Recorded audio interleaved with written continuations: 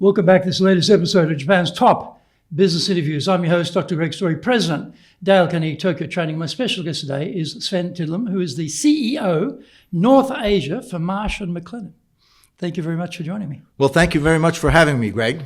Yeah, so give us some of the backstory. I mean, why is it you're in Japan? Why are you running this role, this company here? How did you get here? Sure. I graduated from graduate school, Thunderbird, in Arizona. Famous school. And yes, thank you. And as soon as I'd done that, I moved to New York, and I joined a company called Johnson & Higgins, which was one of the leading insurance brokerage firms at that time. And in 1993, after 5 years in New York, they sent me to Brazil. The first place was in Rio de Janeiro. I also spent time in Sao Paulo, and then I went back again to Rio de Janeiro. So I spent a total of 11 years there, and I ran, at that time, Marsh's risk management operations. From there, I moved back to Atlanta. I spent 3 years there as a client executive, also with Marsh. During that time when I was in Brazil, Marsh McLennan, they bought Johnson & Higgins, and that was the end of a storied company of over 150 years. How long has that company been running before they were? That had been running for well over 100 years. It was one of the oldest Wow. brokerage firms around at that time. Right. And I spent 3 years in Atlanta, and then I was asked if I wanted to move to Japan, and that was in 2006. So I came to Japan. So how did that come up? I mean, they're a global company. They've got lots of places they could send you. So suddenly why, Svein, Japan, it's obvious. We send him there. Why? How did that happen? Probably because they knew that I had grown up. I spent a good time of my youth in Japan. My father, I'm Norwegian, and my father was in the shipbuilding business. So he came early into Japan in 1964. Wow. I was a little baby by then, and in Kobe. And so he spent 20 years in Japan, and so I was quite familiar. And so they probably thought maybe that was a good reason if I wanted to go back. Had you spent the 20 years yourself as well? No, With your not father fully. the whole time? No. I left earlier to go to school in the U.S. Right. But I went to Canadian Academy, which Yeah. a lot of people know I about. used to live in Kobe. Did you? Yes. You know where Rocco High School is? Yes, absolutely. I used to live above that. Okay. I was on the end of the street, very last top of the mountain there. Right. So I know where you are very, very well. Yeah. And, I mean, it must have been amazing. 64. Well, okay, they've had foreigners in Kobe since 68, right? 1868. 1st of April, 1868, That's right. they opened the port, right? So they've had foreigners for a long time. But, for Westerners to spend 20 years in Japan, that was very rare in those days. So your father must have really liked Japan, I think. He did.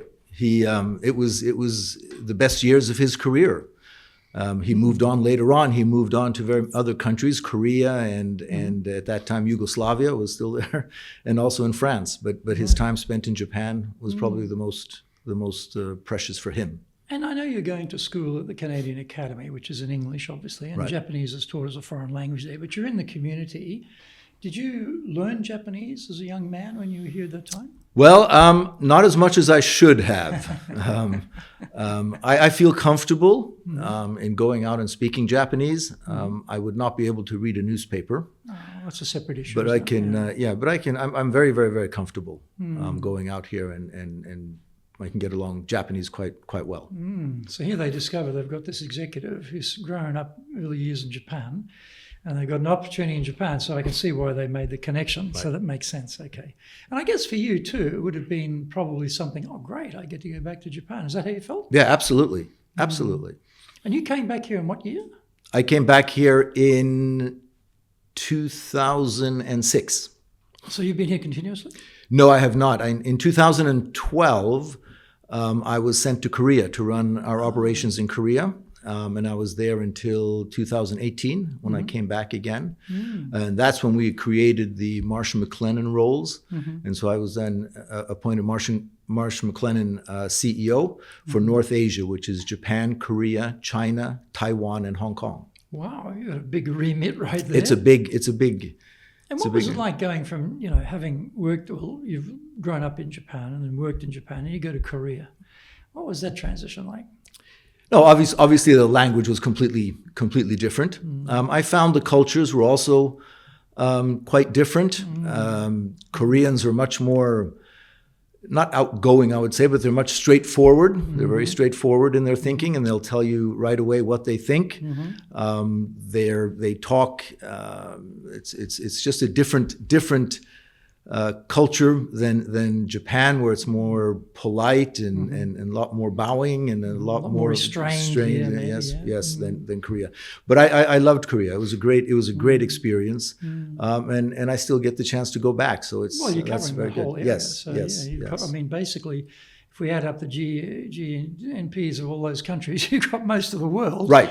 right in your hand there. Which is Well, I phenomenal. was just talking to some people right now that, actually 40% of the Fortune 500 is now in North Asia. Is that right? Yes. Wow. Okay, I didn't realize that. That's huge. And so, you've had a couple of turns here in terms of running the organization. But going back to when you first came back to Japan as executive, and you're now given a role in the country, and you've got teams to take care of. What things struck you about leading in Japan? Because the theme of this podcast is about leading in Japan. So, you've been in South America, you've been in Brazil, you've led there, in the States, you've led there with American teams, etc. And so you get to come back to here, even though you've grown up here, you're here as a child going to school. It's a little different to being an executive. So what were some things that sort of struck you that, oh, okay, that's interesting, or that's different, or that's difficult, or what sort of things came up?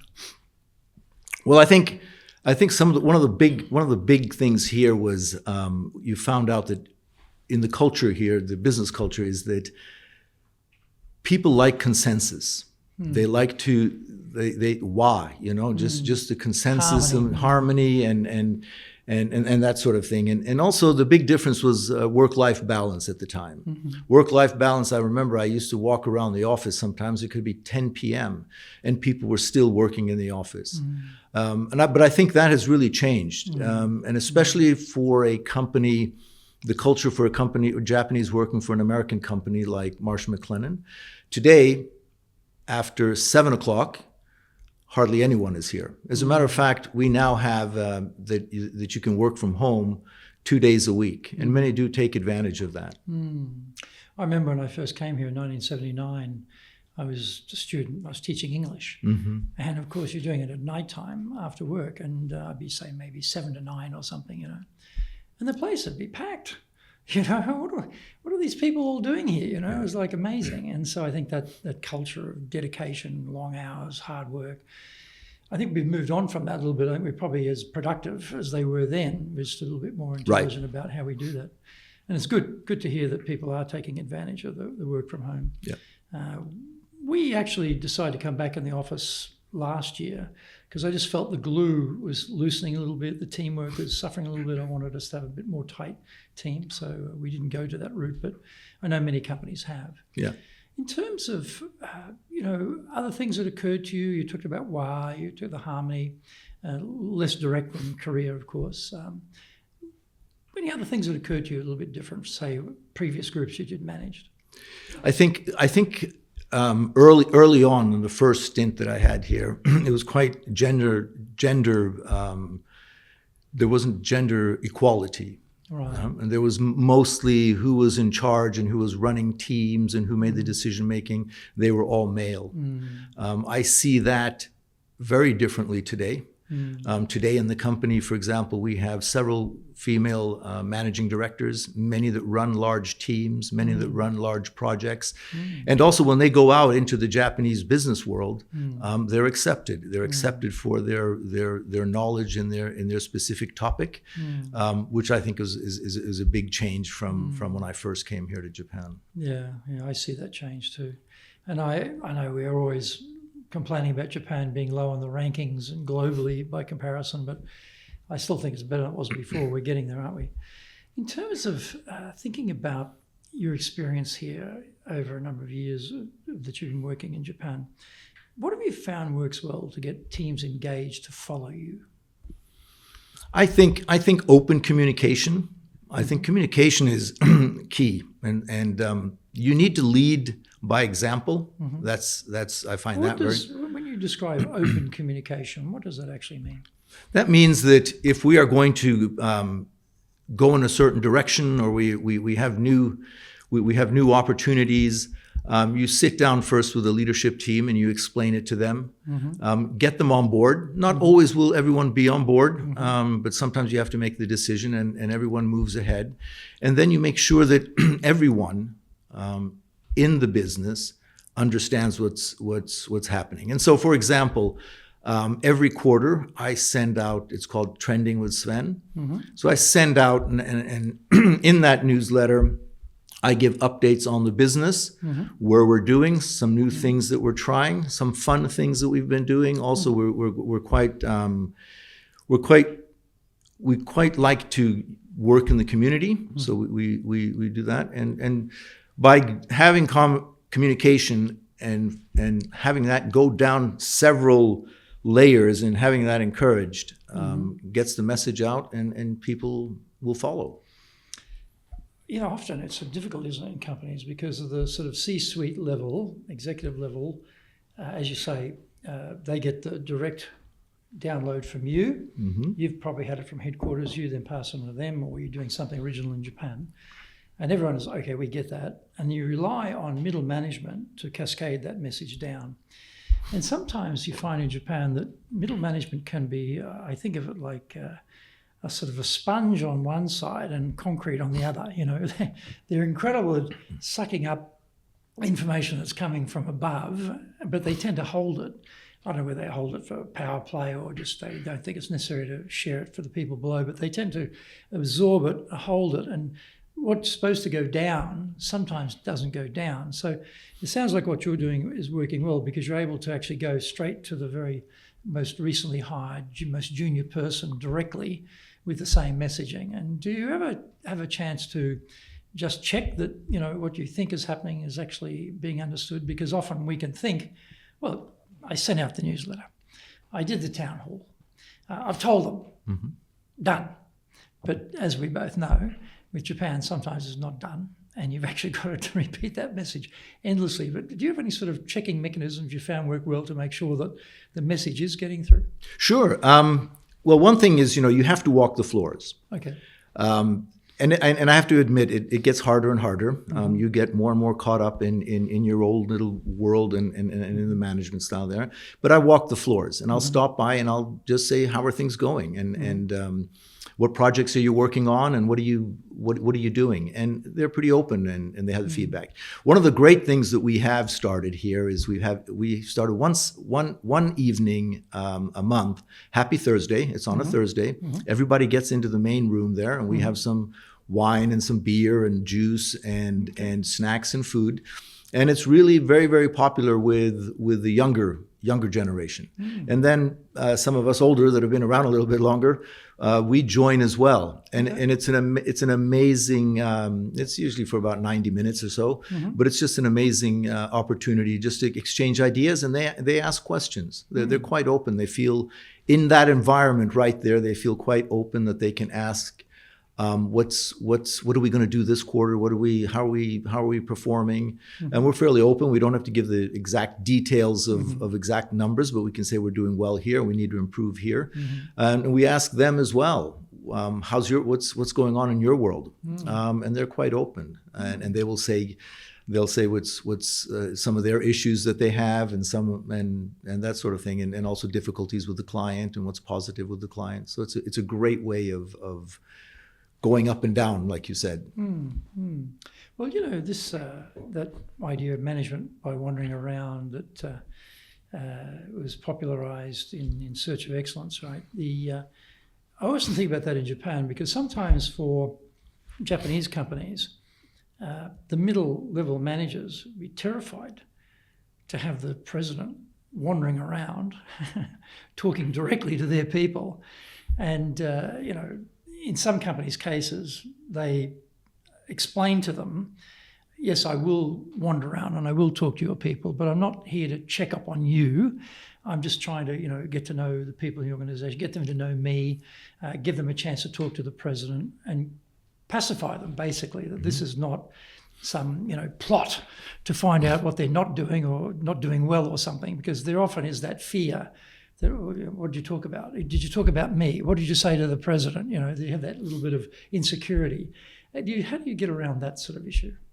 But you're really spot on. I mean, that does happen, and it happens when sometimes I will take a mid-level manager out for dinner. Okay. And I would get the question later on from more senior people, why did you go out to dinner with them, right? Is he trying to find something out? So it's not really for me, I just make sure that people understand exactly what you said. I'm not out there to find some dirty laundry on anything like that. I'm just truly to find out the good parts of the business and where we can improve. And usually they know by now. They know me long enough, and so I hope there is that trust that when I go do and talk to them, they don't have any mistrust of what my intentions are. But I know that there has happened on occasion where they've come back to me and said, "Wow, you went and had lunch with that person again," So yeah. Yeah, I guess it's all communication, isn't it? Yes. What are we doing here? And something maybe, I don't know whether it's just a Japanese thing or be the same anywhere in the world. Perhaps if a senior executive is talking to a middle-level person and goes, around the sort of senior level people, they might be a bit wondering what's going on. Sure. And I like the Happy Thursday idea with the relaxed atmosphere and a few drinks and getting. I mean, for younger people, I'm sure they'd see that as a tremendous opportunity, because you're pretty busy. You're running the world here. You're running major economies, and you're pretty busy, and so their access to you would be fairly limited. But this would be a great chance. And do the other executives also join as well as yourself? Yes, for the most part. For the boss, not all, but usually we have 4 businesses here. We have Marsh, we have Mercer, Oliver Wyman, and Guy Carpenter. And you would be surprised. We're all on the same floors, but we're in different office buildings, and people might be able to mingle, but they don't mingle very much on a daily basis. But when they're at that Happy Thursday, they do mingle. And it's so good. People come from other locations here for that event. Well, no, from other businesses. Oh, okay. We're on 2 floors in this building. Yeah, okay, I see what you mean. Yeah, right. But they don't get to mingle on and it's fun for them. It's a good way for them to meet each other as well. And so that's one of the most positive ways. And we also have executives from all the other companies. I encourage them to come. So we also hear. We always sometimes when we know someone's doing a unique project, we will ask the younger people, can you tell us about that project? And it's just a great way to communicate and get to know each other. So are they doing this in Japanese? Are they doing it in English? Most of it is in Japanese. Right, okay. And the fact that you can understand Japanese probably makes it very comfortable. Right. And sometimes we speak in English as well, but for the most part, it's in Japanese. So any organization, is looking for ideation, fresh ideas, how to improve things internally, how they can do things better in the market. So as we rise through the ranks, we get further and further away from the client, and further away from the coalface, so to speak. So we have to rely on the people who are doing those roles to be the conduit to bring us ideas and pass on information, what's going on, what's happening with clients, what they're worried about, where we are. What have you found works well to really get a good harvest of that type of intel that the people at the coalface are actually exposed to every day?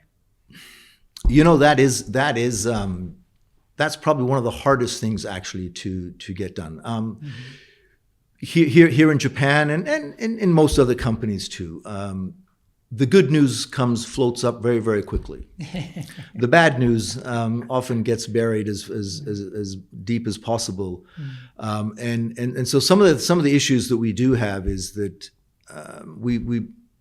they've been quiet about it at that certain level, and they've been trying to fix it themselves. and then it hasn't gone well, and then it's exploded on them, and then they have to come to us because it's a big client, for example. So we try very hard to, people make mistakes. It's okay to make a mistake, and so bubble those things up early, and we can manage it. It's when you don't that you get the problem. So I make mistakes. Everybody makes a mistake. So we try to get the culture that it's okay to make a mistake once in a while. Not all the time, obviously. Well, if you keep repeating the same mistake, it's going to be a It's different not a good conversation, thing. right? That won't Right. be good. But that is an issue around getting people to try things, having the freedom to experiment to a certain extent anyway, and not be punished for it if it goes wrong. Because often in Japan, that risk-averse nature of Japanese culture, they don't see an upside. Right. They see a tremendous downside, but no upside. Whereas in our cultures, Western cultures, where's your latest idea? Don't tell me what you did last week. What are you doing for me this week? What more have you got? Tell me more. We're being forced to come up with ideas and ideate, etc., and that's expected. And that we take risks. Of course, we're accountable for what happens when we take the risk, but there's always that expectation. Whereas in Japan, it's, well, no mistakes, no errors, no risks. And so a little bit different approach. So getting people to actually think like that, not so easy here. So in that sense, how do you encourage people to think outside the box, or to come out of their comfort zone, or to try new ideas? I mean, the thing about when things go bad, trying to suppress it and fix it yourself, yes, that's an issue. And as you and I both know, we have the money, we have the power, we have the authority, but if it's at the very, very death of the project, we can't do anything. It's too late. It's like, that horse is gone, from the stables, bolted. If you came to me a week ago, I could have done something. Why did you leave it that long? Come early and I can help you. So I think we're always trying to encourage that. Right. But what have you found works well to help people to, try and step up a little bit and try things, experiment things a little bit? Well, I think it's important to give after so many years with the company, after you sense that person has the skill sets, can be given the responsibility. I think it's important to give younger executives responsibility. So a lot of times, because it happened to me when I was young, and I can never forget that opportunity, where my boss, and I was always the number 2 on the account, one day said, you know what, you're going to Australia with, and this was from New York, you're going to Australia with the client this time. And, there was a lot of fear, but I also gained confidence, and I had that responsibility on the account. And so we encourage that. So when we feel that he or she is ready to take on that next step, we'll talk to the client, and we'll say, actually, on the next trip to Thailand or the next trip to Singapore, we're going to send the client executive or the junior client executive. That's okay. And most of the time, the clients, Japanese clients as well, they will say, sure, that's fine. And once you start giving that responsibility, with that responsibility, they're much more open to you and come back, and they tell you what's happening, and they'll start telling you, this is what went well, and this is where we need to improve. You don't have to say, oh, this is where it went wrong, but this is where we need to improve. And so that's, I think, by giving responsibility at the right time, but at an early time, is important. So one strange thing about Japan is promotions, right? Or like being given a project Right. lead or something like that. But in most Western countries, oh, great, I'm moving up the chain here. I'm being given more power, authority, and command, and I can get promoted, and I'm going to get more money. It's all going to be great. When you often tell Japanese, hey, we're going to get you to be the lead on this, I'm not ready. Next year. They actually refuse the promotions, refuse the projects because they feel they're not ready. And so it's always a bit surprising for CEOs here because they think like you, we've got this person, they're in the right spot, we think, but they don't think that. Right. And so, this is that fear of failure, fear of making a mistake, better no upside on this, plenty of downside if I don't do a good job, best to keep doing what I'm doing perfectly. When I've perfected this part, I can then try something else. So their time frame is a bit different. So what have you found works well to encourage them to overcome that self-restriction, that sort of self-defeating restrictions they have? Yeah, so I think like I'd mentioned before, you can make mistakes. You can I think that's important to allow that, we're going to give you a bigger role, but in our culture here, that role, you usually when we give you that role, we feel confident enough that you can do it. We never want to, and actually, we have some people that want to go too fast. Oh, okay. And I actually tell them, you don't want to go too fast and have that big failure. And that just slows down your career. So wait a year, and then you can do that. But most of the time in Marsh McLennan, when we give someone an opportunity, there isn't that much hesitancy that I don't want to do it. So it's actually the opposite, where they're saying, we would like to do more. When we have people leave and we do an exit interview, a lot of times it's, you didn't let me go fast enough. And that is the worst thing to hear. Interesting. That's the worst thing to hear. So of course there are people that they're very happy with what they want to do, and they will do the same thing for many, many, many years. And that's okay too, because we need that skill set as well. But I think most people now feel energized to move ahead. Well, you are one of the rare executives I've talked to here who've actually got that issue of people wanting to go faster, because many of them tell me it's the other way around. They want to mentor people, develop people, Right. and they're getting the opposite of, I'm not ready yet, maybe next year, and they're always shocked, because it was coming from our Western mentality of, upward is good. And they can't understand why they don't want to take the project on or don't take the job on. So you've got a nice problem to have. I would suggest pretty good problem compared to most people I talk to. So that's well done. Anything else in terms of getting ideas from people? Do you have brainstorming sessions? Do you offsites? Do you have anything sort of formal around that? Yeah. So I mean, for us. For Marsh and Oliver Wyman and Mercer, I mean, you have to think, we have to create ideas. Last year, Marsh and McLennan globally, we had about $22 billion in revenue. And that was just by selling ideas. We didn't sell any glasses of water or glasses or anything. It was just ideas. So we have to continuously innovate.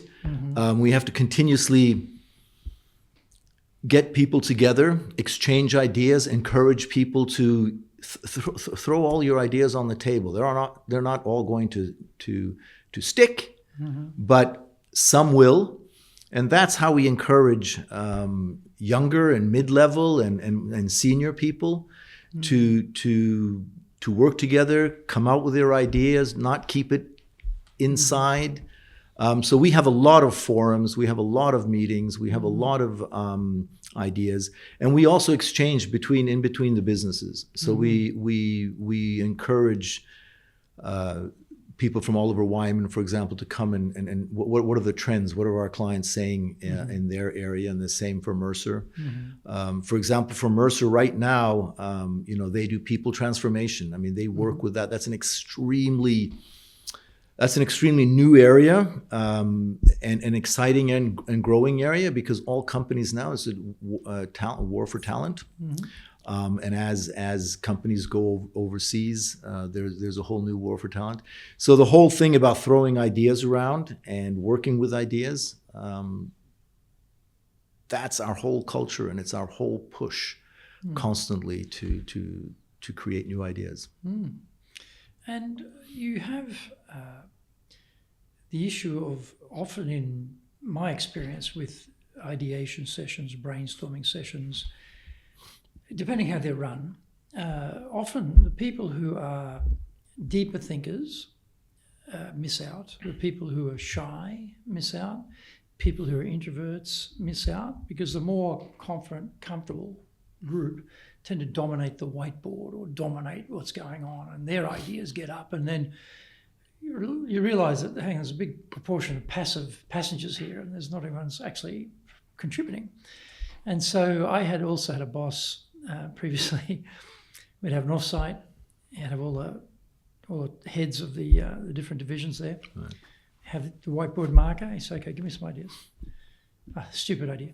Give me another idea. No, we tried that, didn't work. He just brutalised everybody. And after about 3 minutes of this, everyone's looking at their shoes because they don't want to make eye contact. Right. He just killed the whole process. His methodology was toxic, basically. So it never, ever worked. So how do you get around that type of problem that not everyone gets it in terms of how to get everybody involved and get all of the ideas, out of people? Have you found anything that works very well in that regard? I think, and I have also come across these type of toxic people that can, and just really brutal bosses that are very, very tough on people, and they think they know everything and all of that. But I think, and there are people that are quiet, and there are people that are more confident. And there are many in the company here today that are much more confident than I am when they're sitting at a table and talking about a subject, and sometimes subject matters their expertise in. But I find it nothing wrong with, and it might not be so comfortable for that one person who doesn't like to speak up, but ask them, he or she, a direct question. What do you think? What are some of your ideas? What's your experience been with this type of a client or this type of an area? And usually people will say, sometimes they'll use as few words as possible, but other times you become amazed that, oh gosh, that person really was almost waiting for someone to push a little bit and invite them in. And once they got invited in, that's a good once they felt invited in, they came out with their ideas. And to be sometimes you have to say in a polite way, actually that's not going to work. But for the most part, you can say, okay, that's a good idea. We should think about that, and then we can move on. For the longest time, I laboured under the mistaken belief that engineers didn't have any ideas, because I'd be sent on these executive training, week-long sessions or whatever, and we'd be doing, sort of ideation, and the quick thinkers pouring the ideas up, and the engineers are going multiple levels down in depth and complexity. So they're not saying anything, And I was sitting and thinking, well, these engineers are useless. They've got no ideas. They don't contribute.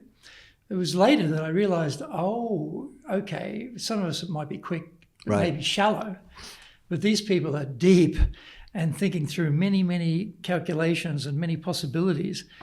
And I realised, oh, okay, so you've got to actually have sessions that incorporate that level of depth of thinking as well as the quick level, because otherwise you get, an imbalance there. So that was a big realisation for me. That engineers weren't stupid after all. So apologies to all the engineers out there that I didn't take you as seriously enough. Eventually I got it. In terms of building trust, you spent your younger years here in Japan, so you had a good exposure to Japanese culture. And trust is important everywhere in the world. But I think particularly in Japan, trust, I think, is one of those issues that keeps coming up all the time. What have you found works well to build trust with people? I think trust is key, because without trust, nothing really works.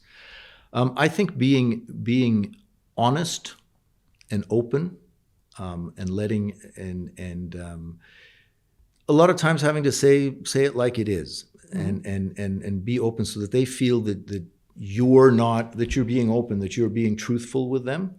I think Japanese, they have their own culture in terms of, sometimes they're very, very quiet. I don't think they mistrust as much as perhaps in other parts of the world. I think they would like to have a tendency to rather trust than not. Now there are cases where the trust has been broken, for example, in the company, and then it becomes very, very difficult with that person to rebuild the trust.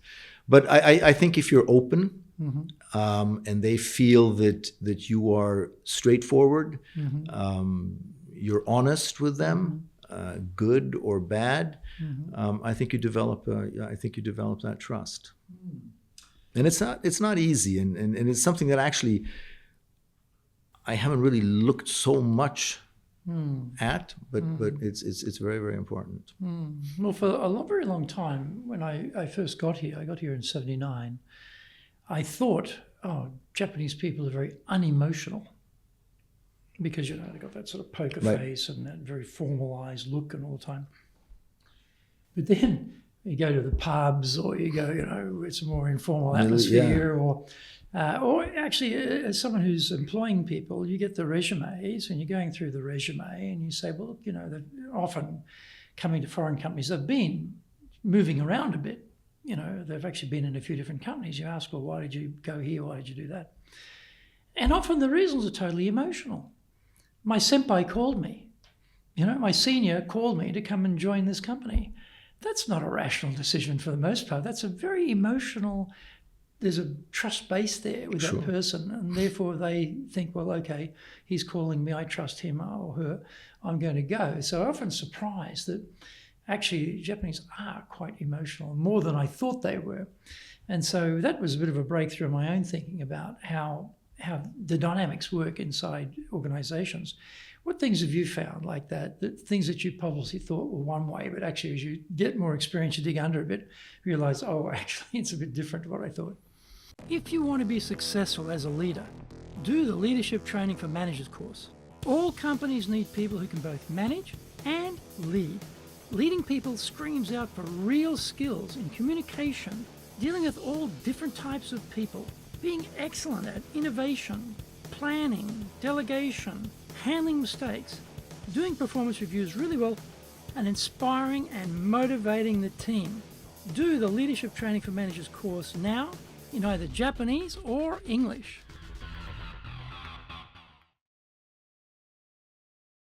Are you doing business with Japan? Do you really know how things work?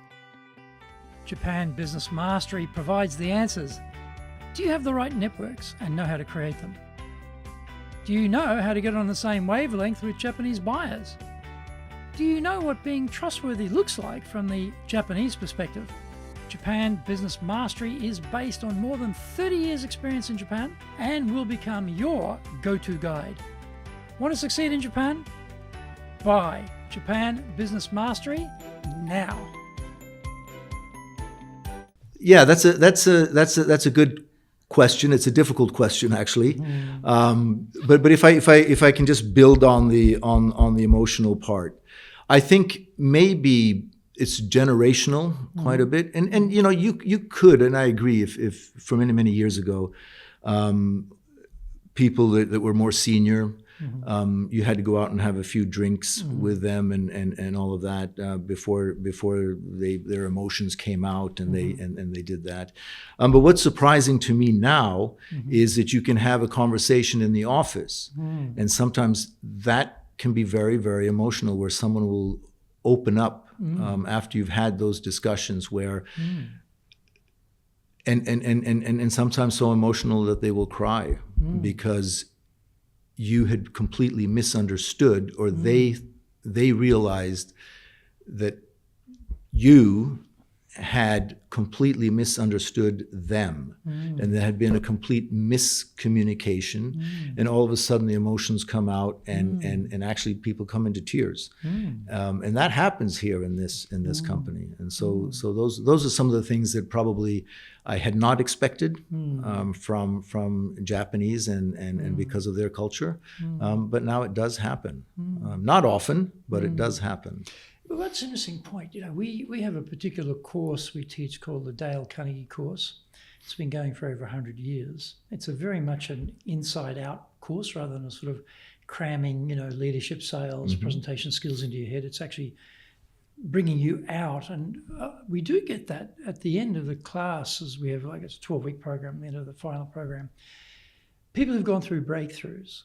And these could be breakthroughs around re-establishing relationships with family members that had frayed, haven't talked to their father for 20 years type of thing, you know, or haven't talked to the kids for 5 years or whatever, or friends or colleagues or whatever. And through the course, they develop themselves and change, and they become more skilled in being able to deal with these sorts of situations, different people. And they get very emotional in the retelling, because it's sort of something was suppressing them, and the course releases that for them, and suddenly they feel energized and confident, and here am I thinking these poker-faced Japanese, and suddenly there's tears, in the final, not everybody, but some people, it's like, wow, okay, Japan's changed, I thought, or maybe it was always like that, I just didn't see it in the different perspectives I had. Right. But interesting, you should mention that. Yeah, that's very good. In terms of culture, you have the Marsh McLennan corporate culture, and you have Japan culture, and then you have the Svein culture. So how do you align all of those things and get them to work together? Well, so when it's all here, it's business culture, right? And so I think the corporate culture, and it's very, very important. And you had mentioned it before. You brought people back into the office, and we've also done that because we felt the younger people that had joined us in the last 3 years and through the pandemic were not understanding the culture of Marsh McLennan. Now, each one of the businesses has a little bit of their own culture as well, but we have a trust. We very much have a culture of trust. We have a culture of well-being, both on the business side and also on your own side, and so that culture, I think, blends in very well with the Japanese. It's a culture that our business culture is that we are polite for each other. We respect each other. I think that blends very much in with the culture of the Japanese. With me and my culture, I can be hard driving. I might not seem so from the outside, but I drive. I have a culture of driving for results. That's quite important. I have a culture also of. I think people think I'm very nice. I'm an easygoing person most of the time, and so sometimes I get feedback that maybe I'm being too nice sometimes. So I think it all blends. I think not everything goes together, but for the most part, I think the Japanese culture, the culture of Marsh and McLennan, and the culture of my own culture works fairly well. And even though we have different cultures in each one of the businesses, so the Marsh business is probably the one, Marsh and maybe Guy Carpenter, they're probably the ones where there's more wheeling and dealing, where we have to cut the deals, and it's more transactional between us and insurance companies and clients and all of that, while Mercer is more advisory, and the same with Oliver Wyman. There's no transaction there, and so that mentality is different. That culture is different.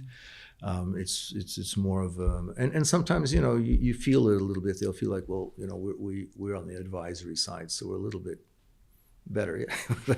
It happens once in a while. Also, I guess you're coming from America as a corporation, and I mean I'm coming from Australia, so Americans, Australians culturally look similar, but actually are quite different. And we notice it particularly in corporates, and the American quarterly reporting, the drive for profitability, a lot of stress and strain and pressure put on the workers to produce the numbers, right? Whereas Japan, you don't see that much. It tends to be more we're contributing to society. We're working with our stakeholders to make something better here. We're not going, hard on the quarterly result, like maybe the pressure is not on here in Japanese corporations anyway, like it is in the States. So you've got that hard driving business culture in America, and then you've got this softer, collaborative, cooperative culture in Japan in corporations. So I often wonder about how to translate, let's get the results, without blowing up the Japanese component of it through, too much stress and strain on people. They can't take it. They bail out and they leave. And today they've got a lot of choices if they want to leave, and compared to 5 years ago. So how do you manage that type of, corporate American style pressure for results with the sort of Japanese view, which is a little bit different, I think, than maybe that viewpoint? Yeah, so you're absolutely right. I mean, we have of our goals on the very top, it's profitable growth. We don't want to, and it's very much that profitable growth, not just growth, but we do it through cooperation. But I think Japanese companies are slowly, and in some sectors, they're actually changing quite quickly. And that's because it's coming to an end, this cross share between the company groups and all of that. And some of the scandals that's actually hit the insurance industry are making some quite big changes. And so when I talk to CEOs and other executives of Japanese companies, now it's also very much we need to start focusing. We have to look more inside the company, and we need to start being more profitable. And so we've actually seen, for us, we've actually seen some companies walk away from a deal because they felt it wasn't profitable. And that's like a big shock actually to us. So I think it's slowly going to change. This thing about, yes, we can, as long as we grow 3% or 4% and everybody's happy and the group is happy and we're exchanging back and forth, that is the FSA and the things that are going at. If you read what the FSA is starting to say about, we need to be more competitive, the companies need to be more on their own and do their own growth. I think you're going to see. I feel that there's going to be a change, at least in the financial industries and the insurance industries and those type of industries. Well, I used to work in banking, and so the FSA was a very powerful institution in terms of change, enforcing change. And so, I can imagine that's going to be play here. If we think about someone called you up and said, "Hey, Svein, I'm being given this big job in Japan. I'm going to be sent over there to run the organization. Svein, you've grown up there. You've been working in Japan. You know all about it. I don't speak Japanese. I don't know Japan. How can I be effective as a leader?" What advice would you give them? To be effective, I think you need to be able to immerse yourself and understand the culture. And there, when I say culture, there's the business culture, and then there's also the people culture. Right? You need to be able to embrace them, and those cultures initially for you could be difficult to adapt to. Right? You might feel that it's slower moving a little bit.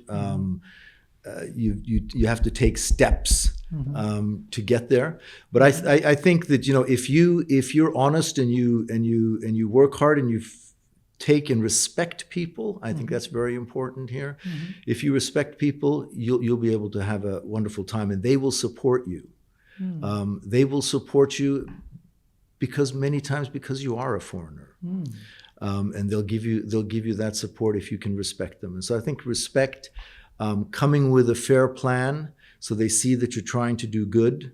I think that's important. Now, there are executives, and you and I, we both know there's been executives here that have stayed for 20, 30 years, right? And this has become their home. And others that have left after 2 years. They just did not fit in, or they didn't feel that this was the place they wanted to be. And that's because probably they couldn't understand the business culture and the personal culture. Also, their expectation of results and the speed of gaining those results probably didn't fit in with what they thought was part of their career plan. Right. In Japan, everything takes longer here than you imagine usually.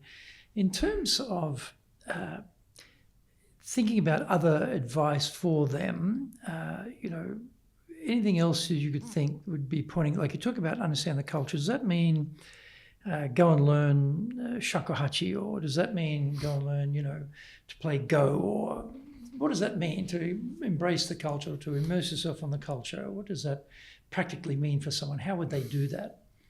I mean, there's many parts of the culture, I think. Well, obviously, one important thing is playing golf. That's quite important here. It's not really maybe a culture thing, but it's very much it's a business. It's a business culture. To immerse yourself into some of the other areas, I think that you just need to try to blend in as much as possible. I think it's important if you try to learn the language.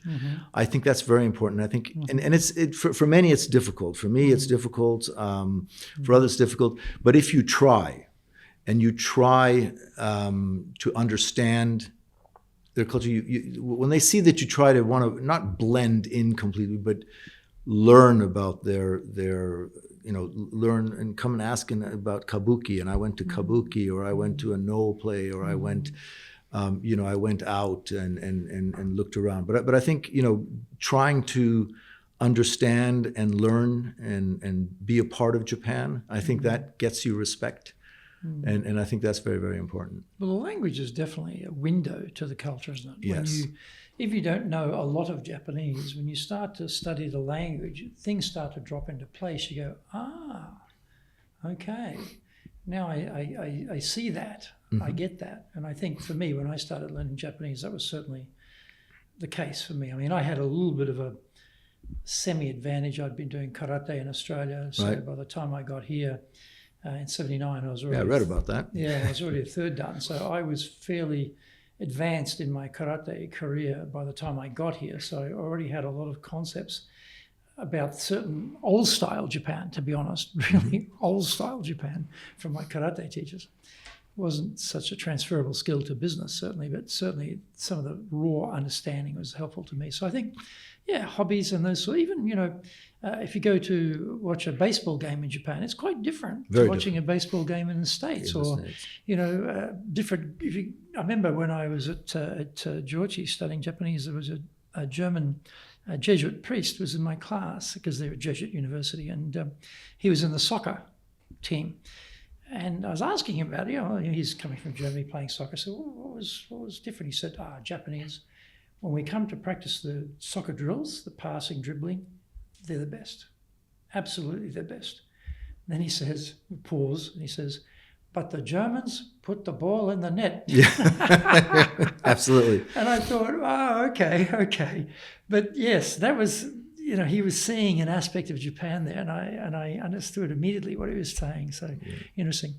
In terms of any other advice for them in how they could be effective, and particularly building relationships with people, because you do have that language barrier, and you do have interpretation sometimes is required, and sometimes foreigners make the mistake of becoming too reliant on their interpreter for business advice, because often interpreters are interpreters. They're not business knowledgeable, insightful people. They're just language capable. But then because you start to rely on them, you start to think they can give you advice on what's going on in business. Right. I wouldn't advise that. Or they become too dependent on a particular staff member who's got very good English, who in the hierarchy inside the Japanese part of the machine may be very low-ranked, unimportant person compared to other people around them. But you give them a lot of authority and power because you rely on them. So how to get around those sorts of problems? Would you suggest? So for example, on a culture thing, before I go there, one of the things when I meet with foreign businessmen that have been here, and after a while, they tell me, why do I never get invited to someone's home? That's always this thing, I've invited them. I've known them now for quite some years, and we're never invited to a lunch or a dinner at someone's home. It's always outside, and I have to explain to them, it's not that they're uncomfortable or they're being unpolite. It's just that their homes are so small, or their apartments. In the expat, 250 square meter. Exactly, and they're in a very small home. And then it just you can just see it just clicks for them, for a long time. Yeah. That's a very good point. And in fact, the reverse is if you do get invited, that's a big deal. That's a big deal. That is a really big deal. They're prepared to, open the kimono, if I want to use that metaphor, and show you how they live in their very, what they would consider extremely humble existence compared to your big expat lifestyle. Right. You know, you're here for a couple of years and you move on, but they're here forever in that same, 80 square metre, 100 square metre space or whatever. Right. Yeah, that's a good point. Yeah. And also be on time, I tell them. Yes. There's many, where I lived in Brazil, you came 2 hours, you're supposed to be there at noon, and waltzing in at 1:30 in the afternoon was quite all right. Really? That wouldn't suit me. No, that would no, not no. Suit me. I'm not going to be effective leader there. And here I tell them that, here you wouldn't be surprised. I've had to sometimes run out before people were coming to my house to maybe buy something at the 7-Eleven, and I would find a couple. They'd been walking around the block because they'd arrived early. Half an hour early. And they arrived half an hour early, and they wanted to make sure they just came right on time. So those are the big. Yeah, I've had that experience too. You're preparing the meal, you're not ready. Ding dong. Yep. It's like, well, hang on, I'll go half an hour early. You're That's right. making up my schedule here. That's right. That's right. So you learn those things, don't you? Yeah. So if you think about, have you found any particular habits that have helped you be a successful executive? Some things that over time you've learned, these are good things, disciplines to have that make you very effective? I think some disciplines, obviously, be on time. Mm-hmm. I think that's very important. Mm-hmm. Finish what you started. Mm-hmm. These are a lot of times that can go away, because there's just so many things that you need to do. Mm-hmm. To be effective, have a great assistant. That always helps me. And just to you need to be ambitious. At the end of the day, you need to have an ambitious, and it can be in many ways, but to grow in your own capacity, to grow the company, and to grow others. I think that is, at the end of the day, unless you're a charity, most companies and most business people, they have to have a growth mindset, and I think I've always had that. That's probably been the biggest. And sometimes, is it something you had from a young age automatically, or is it something? No, it's something you developed because you quickly found out that if you grow, you grow, and that's important it's important for your leadership and for the company. It's very, and I know it's not. But it's very American, perhaps, but it's also now European and everything, is to grow the shares, right? It's to grow that asset, and that's important. And if you manage to do that, if you're a business person, that'll make you grow and become much more successful. Well, you're a very tall man, Sven. So I'm just wondering, did you get involved in sports when you were younger, which talks a lot about teamwork, team building, effort, reward, resilience when things don't go the way you want them to go. Is that the case for you? Is that something? Yeah, sure. I was busy in sports. I played basketball. Actually, wasn't that good at it, but I did play. Played soccer, quite a bit. Coming from Norwegian heritage. I had to do some sailing, but I wasn't able to do very much sailing here in Japan. That was when I was back on holidays and things like that in Norway. And now I like more stretching class and swimming. Oh, very good. And I do occasionally bicycle, and I try to stretch myself on running.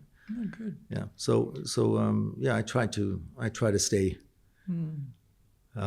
healthy. I think also it's much more important as you get older to start reading and keep your mental well-being as well. I think that's also an important part. What about resilience? Because we've been through, well, in Japan anyway, we went through Lehman, we had the bubble burst, Lehman, earthquake, tsunami, triple nuclear meltdown, COVID. It's been a rocky ride in business over all those periods of years. And so what have you found works well to keep yourself resilient in the face of tough times? I think you have to. For me, it's believing in yourself. I think one of the most important things is that you need to believe that you can persevere. That there will be tough times that come through, and you've lived through those before, and you've managed through them. Some, sometimes it's been difficult to get out of it. And I also believe it's quite healthy, for resilience also, is that you accept sometimes that everything isn't going to be all right. Everything isn't going to be perfect, and sometimes it's going to be hard, and sometimes resilience comes from understanding some of your weaknesses and being able to overcome them and realizing that you have those. And once you realize you have them, you become a more resilient person, for example, and you can really move ahead. But I think overall you need to be